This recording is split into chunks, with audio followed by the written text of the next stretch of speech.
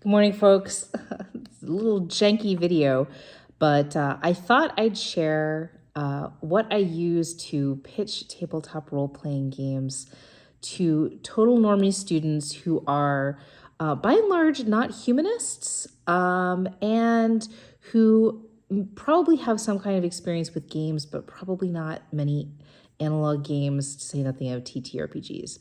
I'm talking to the Honors Lyceum today, which is a first-year program for new students in the Honors College.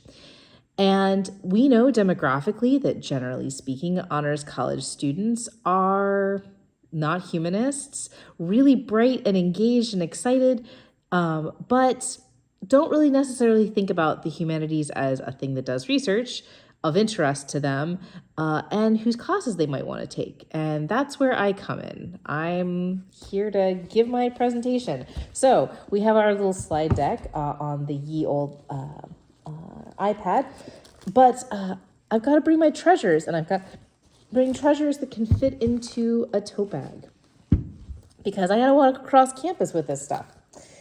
So I pulled some stuff from some fairly recent acquisitions in many cases. Things like Rom-Com Drama Bomb, which is in this cool like DVD case, which is really handy for showing format. Similarly, Cassie Mothwin's The Sticker Game works in a similar kind of way. What is it? Is it a video game? Even video games these days don't have cases, right? And I've got a little, note from Cassie within it, as well as some stickers and things like that. The materiality of the text. Not yet published, but of course, being advertised in this handy, like one-pager version is Setlist, a karaoke-inspired tabletop role-playing game. I really wanted to bring Mouse Ritter. It's so adorable, but the box is chunky. And spoiler alert, I'm bringing 2 tote bags, and the space for a box set was already taken. But Mouse Ritter has mice. Scurry also has small furry animals and takes up much less space in my bag, and still smells of the candles that you can play with as well. Blaze in the dark, just because it's super cool. Do I have to explain that? We all know. Similarly, needs no explanation, but I'm getting the morning light to kind of shine some of the gold in the beautiful 1,000-year-old vampire.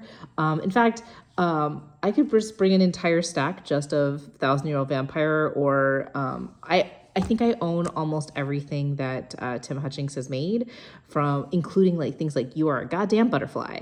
But this will stand in for all of the other stuff that I could bring, like, as much fun as it would be to bring the Apollo 14 handbook. That sucker is this thick. It comes with a warning in the print-on-demand version that it actually probably won't retain structural integrity. But 1,000-year-old vampire, which now has a kind of classroom edition coming out, 500-year-old vampire, among other things, is almost always a crowd pleaser. So as you can see, a lot of these are have some really interesting aesthetics. And the Zine Club zines have been really helpful in this way. They're small, they're light, they're short, they're approachable, and they're beautiful. This one is Super Dylan's A Spin the Bottle. And the other one that was an immediate pull is Masks of the Masks, which is super cool because it is a superhero RPG, and the entire rule set is done in traditional panel comic book form, which I stupidly adore. And it's really this is what we're trying to do. This is not a canon of different play styles. We are not representing all the different traditions of game design here, because what we're doing is explaining what a TTRPG is and getting some stuff in people's hands so they can flip through it and see beautiful objects, approachable objects, things that are not very big in most cases. Things like dialect, because this is an honors college, so we've got nerdy stuff about linguistics, the famous game about language and how it dies.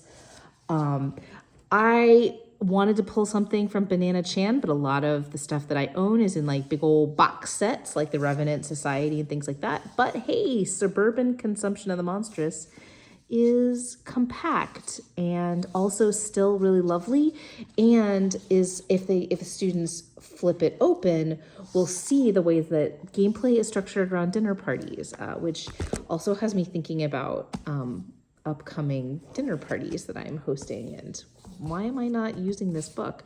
Maybe I should. But I also like books. I mean, this is a book that is one beautiful, but also one that has is near and dear to my heart in terms of the stories I can tell about it. Because Brindlewood Bay is the game that I played in the very early pandemic, the first game I played online with a new group that kind of we've bonded ever since. Tiffany Lee writes about our campaign of Brindlewood Bay in her review for Goonhammer of this game. And then finally, in this little in the little bag, we have iToaster. Oh my God, this is adorable. Come on, show me the person who doesn't like immediately squee at this teeny tiny little like, you know, pick up and go like game, and a reminder that like this is like these are games of pretend in the end, but with the constraints and energizing stuff of rules, because rules help us play. Speaking of games that I always bring to any class, any group, I literally, in a faculty meeting yesterday, pitched Amending to my colleague, the poet Rose McClarney, who is not a game person, just not even with the bag in hand. I didn't even need it. I just had to say, you know, there are storytelling games that you can play by yourself. Always good for poets. Poets sometimes like to be by themselves a lot. It's a poet thing. But also, when you're telling the story, you're doing embroidery, you're doing stuff with your hands, and so a beautiful material object comes out of it, and that is catnip. I have moved on to the other giant tote bag, and it's a bag of bags. We've got the Quiet Year in there as well as Night Forest, a fairly recent new acquisition for me. And I had to get this big bag because I wanted to bring two boxes that I think are super cool. One is Fall of Magic. It's not that big, but it is unwieldy. I joked last night in a video I posted on Instagram of toting this around on my shoulder if I had to. I don't have to. I have two bags. In the same way I have two hands, I have two bags. Not super attractive, but might be interesting to point out is this small Jubentia game, the role-playing game that is sweeping China. So Laboratory of Death, which also might be interesting to students since it's in higher ed. Small boxes. We've got Find All the Junk in the Wide Sargasso Sea of Space, which I actually may take out because it's not really a role-playing game, so I'm going to put that over there. But I am still keeping in Sign, a game inspired by the development of Nicaraguan Sign Language. So hopefully that'll be of interest. You play as kids. And then finally, there could only be one from my line of boxes. And so after, well, I won't say much deliberation, but a little bit, it had to be Slugbuster. Cause it's a pizza box. And it's magnetized, which is, you know, logistically speaking, very, very helpful. But also just like super cool. The art is amazing. It opens up and like immediately is explaining here in the top of the box, like how to play, what are the moves you make, all of those kinds of cool ass things. Just unfold for you in all kinds of dope as hell ways. So that's what I'm packing this morning to introduce students who are totally newbies to the wide world of tabletop role-playing games.